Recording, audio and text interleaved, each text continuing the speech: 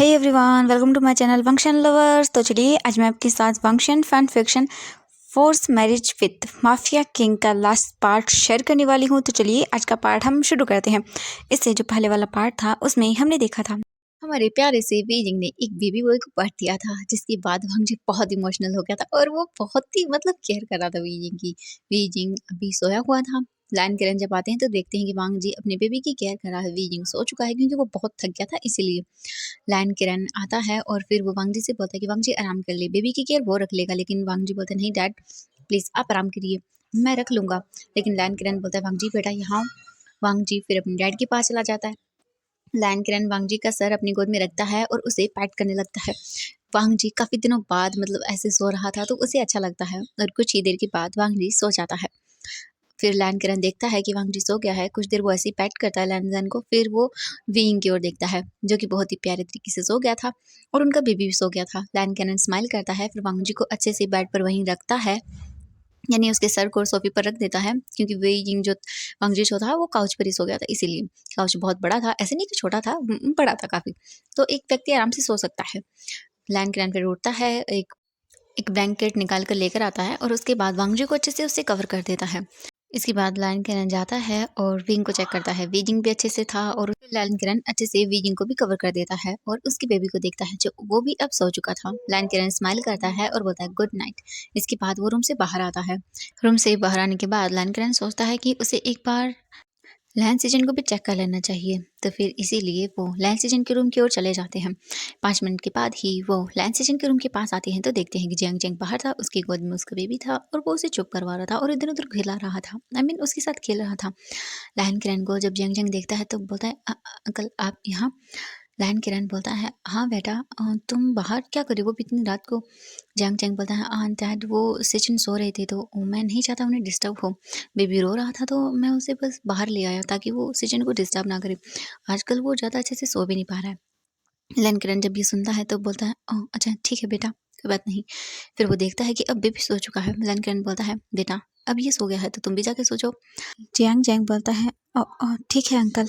इसके बाद वो जाने लगता है, लेकिन तभी लैन किरण बोलता है जेंग। जियांग जेंग वहीं पर रुक जाता है और बोलता है जी अंकल। लैन सेजन बोलता है बेटा मेरी बात का बुरा मत मानना, लेकिन मैं चाहता हूँ कि तुम और सेजन अब शादी कर लो, क्योंकि ऐसे बिना शादी किए तुम दोनों का रहना ठीक नहीं है। 4 लोग कुछ ना कुछ तो बोलेंगे ही, और मैं नहीं चाहता कि तुम्हारा बेबी यानी कि जो तुम्हारी बेबी है वो बड़ी हो तो इसे कुछ भी चीज़ों का सामना करना पड़े। तो मुझे लगता है बेटा तुम्हें अब सेजन से बात करनी चाहिए तुम दोनों की मैरिज के बारे में। जियांग चैंग जब ये सुनता है तब बोलता है अंकल मैंने इस बारे में बहुत सोचा, लेकिन मैं उससे बात नहीं कर सकता हूँ, क्योंकि अभी भी हमारी रिलेशन भले ही पहले से बेटर है लेकिन उस तरह नहीं है। मैं और वो सचिन दोनों साथ रहते हैं, बेबी का ख्याल रखते हैं, केयर भी करते हैं एक दूसरे की, लेकिन मैं मैं बहुत ही डरता हूँ उससे इन सब चीज़ों के बारे में बात करने से। मुझे नहीं पता कि मैं कैसे उससे बात करूँ, मैं नहीं जानता हूँ। लहन करन बोलता है बेटा अब बहुत ज़्यादा टाइम हो चुका है, और अब मुझे लगता है तुम दोनों को रिलेशनशिप को अब एक नाम दे देना चाहिए, क्योंकि नाम के बिना लोग बहुत सारी बातें करेंगे और आगे जाकर मैं नहीं चाहता कि कोई भी प्रॉब्लम हो। अगर तुम दोनों एक दूसरे से बातें करोगे बैठ के तो मुझे लगता है कि सब चीज़ें सॉर्ट आउट हो जाएंगी, और बेटा तुम्हें सच में सीजन से बात करनी चाहिए। जियांग चैंग बोलता है ओके अंकल, मैं उनसे बात करूँगा, लेकिन मुझे नहीं पता, लेकिन मैं ज़रूर उनसे बात करूँगा, क्योंकि मैं भी ऐसे नहीं रहना चाहता। मैं जानता हूँ मैंने पास्ट में जो भी गलतियाँ की हैं मैं उनकी माफ़ी भी मांग चुका हूँ, और मैं अब ऐसा कुछ भी करने के बारे में नहीं सोचता। लेकिन मैं चाहता हूँ कि मैं उसको और भी टाइम दूँ ताकि वो पूरी तरह से कंफर्टेबल हो जाए। मैं जानता हूँ अभी भी उनके माइंड से वो सब चीज़ें गई नहीं हैं, वो अभी कहीं ना कहीं उन सब चीज़ों को लेकर डरे हुए हैं। तो मैं नहीं चाहता कि वो कुछ भी दबाव में आकर करें। लैन किरण बोलता है बेटा मैं समझ रहा हूँ, लेकिन मैं जानता हूँ कि एक बिना पार्टनर की जीना कैसा होता है। तुम दोनों साथ हो बहुत अच्छी बात है, लेकिन नाम देना भी ज़रूरी है एक रिलेशनशिप को। लहन किरण जब ये बोलता है तो जेंग चेंग बोलता है ओके अंकल, मैं ज़रूर उनसे बात करूँगा और जल्दी ही आपको बताऊँगा। लहन किरण बोलता है ओके ठीक है अब जाओ तुम। जैंग चैंग बोलता है ओके अंकल। इसके बाद फिर जैंग चैंग अपनी बेबी को लेकर वहाँ से रूम के अंदर चला जाता है और डोर को बंद कर लेता है। जैंग चैंग रूम के अंदर आता है और लैंस सेजन को देखता है जो कि सोए हुए थे। जैंग चैंग जाता है और बेबी को उनके पास सिला देता है और फिर खुद भी सोफे पर जाकर लेट जाता है और ब्लैंकेट से अपने आप को कवर करता है और उन दोनों की ओर ही देखता रहता है। जैंग चैंग सोचता है कि हाँ उसे बात करनी चाहिए लैंस सेजन से, मतलब वो कब तक ऐसे ही रहेंगे, उनके रिलेशनशिप को एक नाम तो होना चाहिए। जब भी वो कहीं जाता है तब लोग पूछते हैं उसके पार्टनर के बारे में, बहुत सारी चीज़ों के लिए सवाल किया जाता है। या काफ़ी बिजनेसमैन जो होते हैं, क्योंकि वो वांगजी की जगह जा रहा था काफ़ी जगह, तो उसे भी लोग बोलते थे, काफ़ी सारे अपनी पेडीज़ के ऑफ़र भी देते थे, यानी अपनी ओमेगास गर्ल थी या बॉय थी उनसे वेडिंग का ऑफ़र भी देते थे ताकि उनके रिलेशनशिप अच्छे बन जाएँ। लेकिन जैंग चैंग मना कर देता था और बोलता था कि उसकी लाइफ में ऑलरेडी एक स्पेशल पर्सन है और वो इसके अलावा किसी के बारे में नहीं सोचना चाहता है। तो इसीलिए जैंग चैंग सोचता है कि हाँ वो जल्द ही लैंस सिचन को वेडिंग के लिए प्रपोज करेगा, लेकिन उससे पहले वो जानना चाहता है कि क्या सिचन सोचता है कि वो फ्यूचर में मैरिड हों। इसके बारे में वो सोचते सोचते ही सो जाता है। दूसरी तरफ हम मॉर्निंग का सीन देखते हैं। अब मॉर्निंग हो चुकी थी। बीजिंग धीरे धीरे करके अपनी आइज़ को ओपन करता है। जब वो आइज़ को ओपन करता है तब वो देखता है कि उसका बेबी उसके पास ही सोया हुआ था। बीजिंग स्माइल करता है और बेबी को देखता है। वीजिंग फिर जल्दी से उठता है, फ्रेश अप होता है और बाहर आता है तो देखता है कि वांगजी सोया हुआ था। वीजिंग वांगजी के पास जाता है जो कि सोफे पर सो गया था और फिर वीजिंग उसके फेस को देखता है। वीजिंग वांगजी को देखकर बहुत ही प्यारी सी स्माइल करता है क्योंकि वांगजी सोते हुए बहुत क्यूट लग रहा था। वांगजी जब विंग को ऐसे देखता है तो वो एक स्माइल करता है और फिर वीजिंग जल्दी से वांगजी के लिप्स पर उसे एक छोटा सा पैक करता है और जल्दी से उसे दूर हो जाता है। वीजिंग उठकर जाने लगता है बहुत ही ब्लश करते हुए, लेकिन तभी वांगजी विंग का हाथ पकड़ता है और बोलता है वीजिंग कहाँ जा रही तुम मुझे ऐसे बीच में छोड़ के। वीजिंग जब ऐसे वांगजी की वॉइस को सुनता है तब वो वहीं पर रुक जाता है और पीछे मुड़कर देखता है। वांगजी उठकर बैठ जाता है। उसने अभी भी वीजिंग का हाथ पकड़ा हुआ था। विंग बोलता है वो मैं। वांगजी बोलता है वीजिंग ये बहुत गलत बात है। वीजिंग बोलता है मैंने क्या गलत किया?" वांगजी बोलता है ऐसे सोते हुए इंसान का फायदा उठाना बहुत गलत बात है। वीजिंग वांगजी की ओर देखता है और बोलता है वो मैंने किसी और के साथ तो नहीं किया ना, मैंने अपने हस्बैंड के साथ किया है। वांगजी बोलता है अच्छा, लेकिन फिर भी तुमने गलत किया है, इसकी तुम्हें पनिशमेंट मिलेगी। वीजिंग बोलता है पनिशमेंट, लेकिन वो क्यों? वांगजी बोलता है क्योंकि तुमने विदाउट मेरी परमिशन ऐसा किया। वीजिंग बोलता है अच्छा, जब आप मेरे साथ करते हो तब मैं भी आपको रोकता हूँ, लेकिन आप भी तो मेरी परमिशन नहीं लेते हो और फिर भी करते हो। वांगजी बोलता है वो अलग बात है। वीजिंग बोलता है नहीं, कोई अलग बात नहीं, अब मुझे जाने दीजिए। वांगजी बोलता है नहीं, बिल्कुल नहीं। ये बोलकर वांगजी वीजिंग के हाथ से ही उसे अपनी ओर खींचता है। वीजिंग सीधा जाकर वांगजी के लैप में बैठ जाता है। वीजिंग जब ये देखता है तब अपनी आंखों को बड़ी बड़ी कर लेता है और बोलता है ये आप क्या कर रहे हो? वांगजी बोलता है तुम्हें पनिशमेंट दे रहा हूँ। वीजिंग बोलता है नहीं, छोड़िए मुझे। ये बोलकर वीजिंग उठने लगता है, लेकिन एक बार वांगजी की पकड़ में आने के बाद वीजिंग कहाँ जाने वाला था। वांगजी वीजिंग को वहीं सोफे पर लिटा देता है और उसके ऊपर आता है। वीजिंग बोलता है लंजा, ये तुम। वांगजी बोलता है चुप रहो तुम बिल्कुल। ये बोलकर वांगजी वीजिंग के नेक पर उसे किस करता है। वीजिंग जब वांगजी के लिप्स को फील करता है तो बोलता है ये आप क्या कर रहे हो? हमने अभी बेबी है रूम में। वांगजी विंग की ओर देखता है और बोलता है वीजिंग तुम्हें पता है बेबी अभी बहुत छोटा है, तो उससे तो कुछ भी नहीं पता और बचने की कोशिश तो बिल्कुल मत करो। मैंने तुम्हें बहुत मिस किया वी, और बहुत टाइम से हमने ये सब किया भी नहीं है। विंग बोलता है लंजा क्या बोल रही हो? अभी मैंने बेबी को भर दिया है। वांगजी बोलता है तो क्या? विंग बोलता है लंजा मैं। वांगजी बोलता है चुप करो तुम।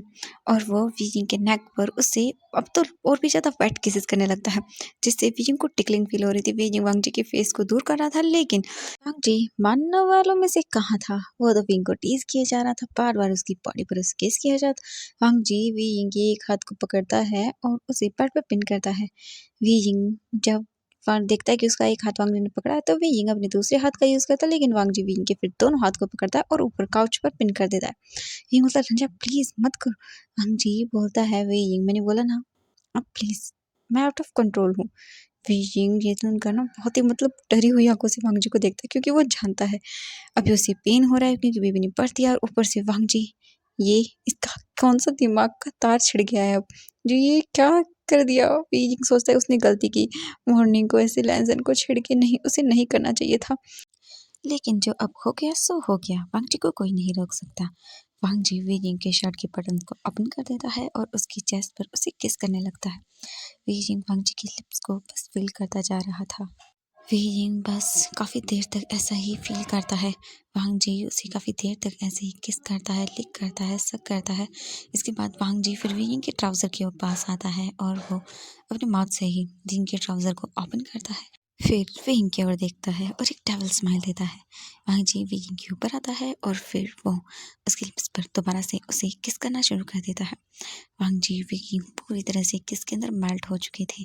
अब तो वी यिंग भी वांग जी को नहीं रोक रहा था, क्योंकि वी यिंग वांग जी का ओमेगा था, तो वो नहीं रोक सकता था।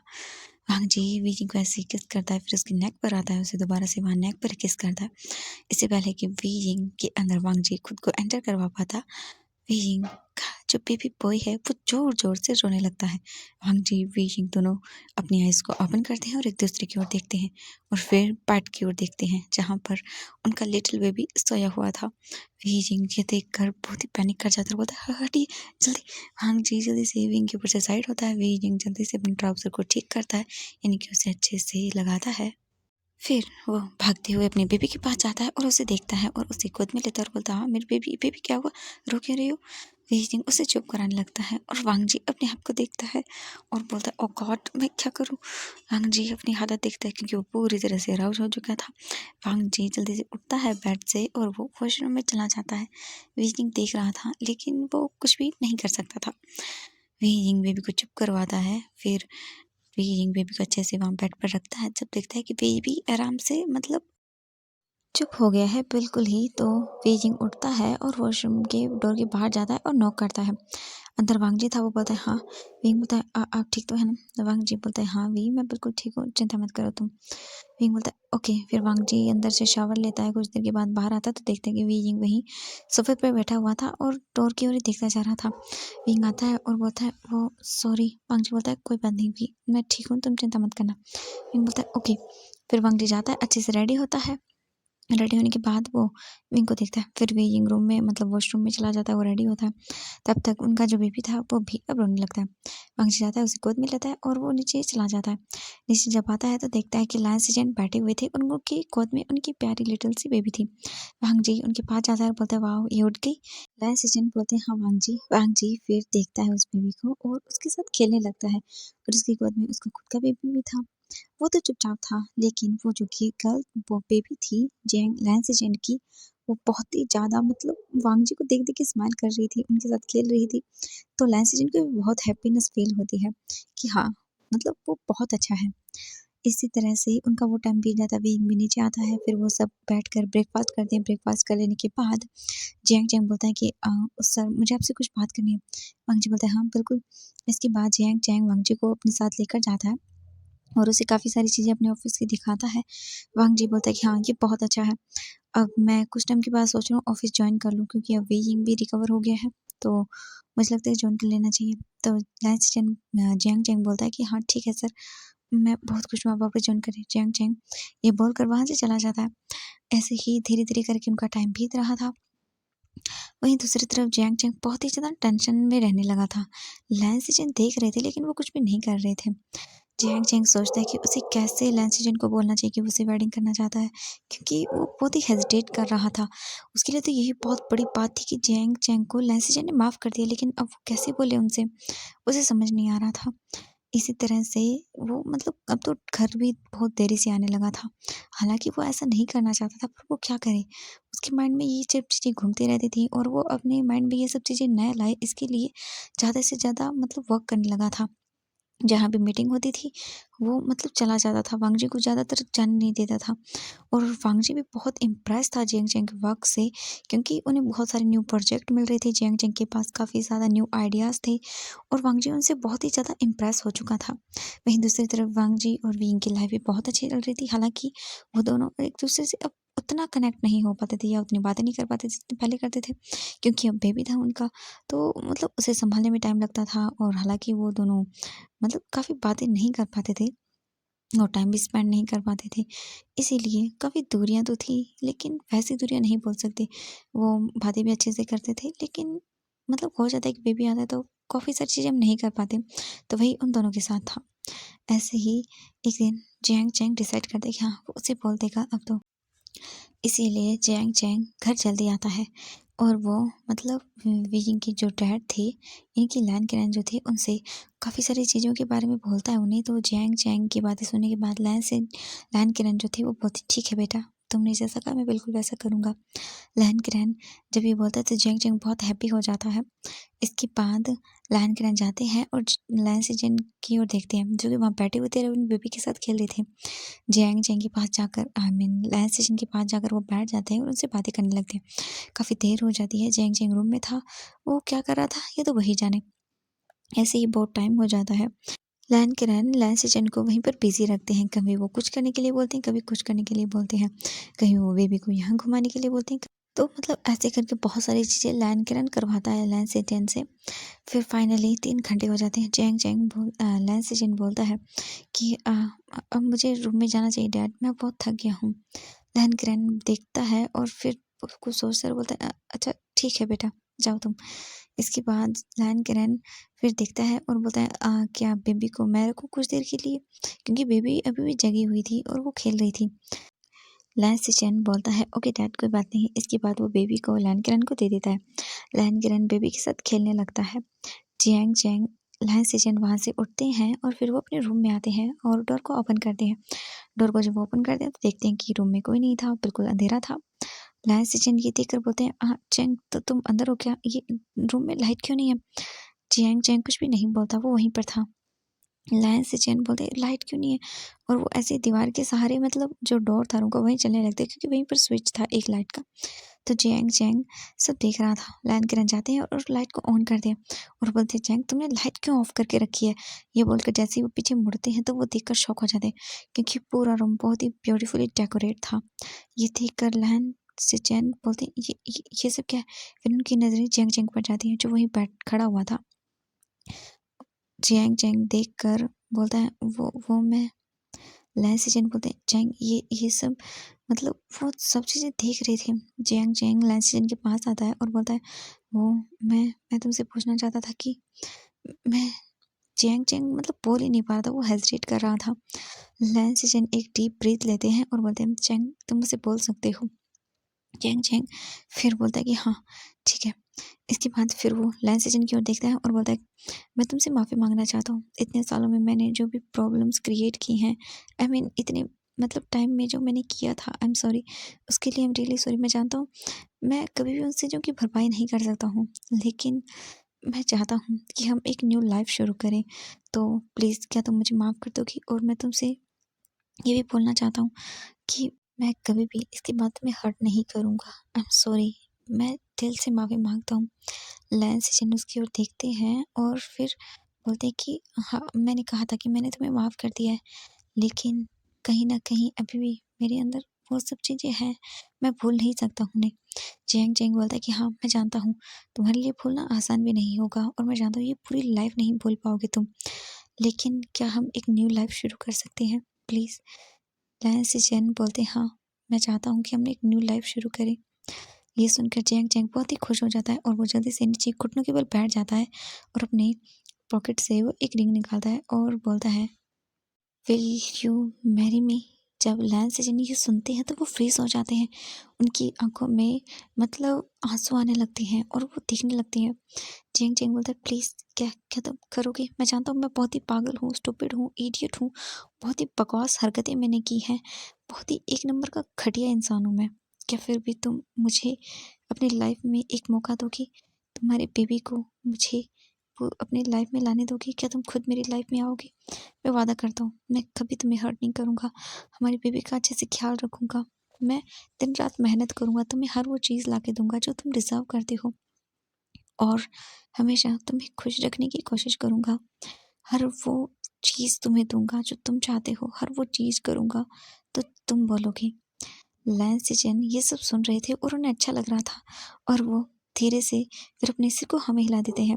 जैसे ही जैंग जैंग ये सुनता है तो वो बहुत ही खुश हो जाता है और जल्दी से लैन सिचन को हक कर लेता है। लैन सिचन भी उसे हक करते हैं और बोलते हैं हाँ मैं तुमसे वेडिंग करूँगा, आई एम रियली हैप्पी। ये बोलकर वो स्माइल करते हैं और वो भी जैंग जैंग को हक बैक करते हैं। इतने टाइम में पहली बार था ये कि जब वो दोनों एक दूसरे को हक कर रहे थे और उन्हें बहुत अच्छा फील हो रहा था। कुछ देर के बाद जब जैंग चैंग और लैन सिजन एक दूसरे से दूर होते हैं तब उनके बीच में बहुत ही ऑकवर्डनेस सी आ गई थी, क्योंकि दोनों एक दूसरे को देख रहे थे लेकिन कुछ भी कोई नहीं बोल रहा था। जैंग चैंग फिर बहुत ही हिम्मत करता है और बोलता है, हाँ वो बेबी कहाँ है? लैन सिजन बोलते हैं, वो डैड के पास है, तुम उसे ले आना, ठीक है? मुझे नींद आ रही है तो मैं सोने जा रहा हूँ, मॉर्निंग को मेरा कॉलेज भी है। लैन सिजन जब ये बोलते हैं तो जैंग चैंग बोलता है, ओके ठीक है। इसके बाद लैन सिजन जाते हैं और वो सो जाते हैं। जैंग चैंग उनको देखता है, फिर वो अपने काम को करता है, फिर देखता है टाइम, तो फिर वो जल्दी से नीचे जाता है और देखता है कि लायन किरण बेबी वहीं बैठा हुआ था और बेबी के साथ खेल रहा था। जैंग चैंग जाता है और बोलता है, अंकल। लायन किरण जब देखते हैं तो बोलते हैं, चैंग बेटा कैसे हो? जैंग चैंग बोलता है, मैं अच्छा हूँ। लायन किरण बोलते हैं, क्या हुआ, सब ठीक है ना? लायन सिजन स्माइल करता है, I mean Jang Chang smile करता है और बोलता है, हाँ वो मान गई। लायन किरण जब ये सुनता है तब वो भी खुश हो जाते हैं और स्माइल के साथ बोलते हैं, वाह मैं बहुत खुश हूँ बेटा तुम दोनों के लिए। जियांग चेंग बोलता है, थैंक यू सो मच, ये सब आपकी वजह से ही हुआ है, अगर आप नहीं बोलते तो मैं कभी भी ये सब नहीं कर पाता। लैन किरण बोलता है, हाँ ठीक है, और तुम अब मुझे अंकल बोलना बंद करो, तुम भी मुझे डैडी बुलाओगे। जियांग चेंग जब ये सुनता है तो उनकी आंखों में आंसू आ जाते हैं और वो भी जल्दी से जाता है और लैन किरण को हक कर लेता है। लैन किरण भी उन्हें हक करते हैं और उसे बहुत अच्छा फील होता है। कुछ देर के बाद फिर वो बेबी को लेकर वहां से चला जाता है। तो एवरीवन, आज के पार्ट में बस इतना ही, मिलते हैं नेक्स्ट पार्ट में। ओनली इस एफएफ का वन पार्ट है जो कि कल आप लोगों के साथ आ जाएगा। उसके बाद ये एफएफ बिल्कुल कंप्लीट हो जाएगा।